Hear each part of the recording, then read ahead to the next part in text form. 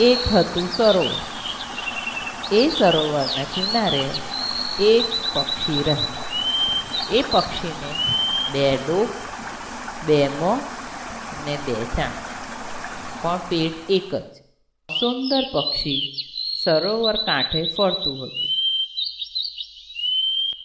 ત્યાં ફરતા ફરતા એને અમૃત જેવું કોઈ ફળ મળ્યું.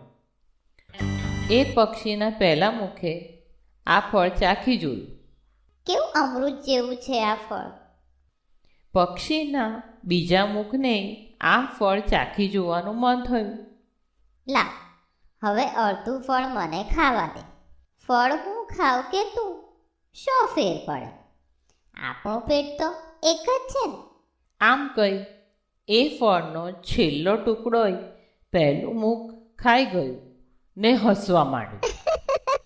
બીજું મુખ હું આનો બદલો લઈને જંપીશ. એક દિવસ બીજા મુખને બદલો લેવાની તક મળી. હવે હું આ વિષ ફળ ખાઈશ. આપણું પેટ તો એક જ છે ને. પહેલું મુખ તો ગભરાઈ ગયું. ના ના, આ વિષ ફળ ખાઈશ નહીં.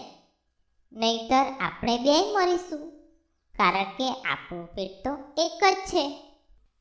તે તો અમૃત ફળ ખાધું છે ને, એટલે તું તો અમર છે. છતાં બીજું મુખ માન્યું નહીં.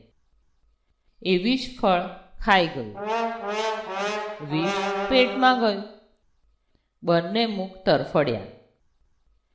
આમ 2 મોઢાવાળું પક્ષી છેવટે મરણ પામ્યું.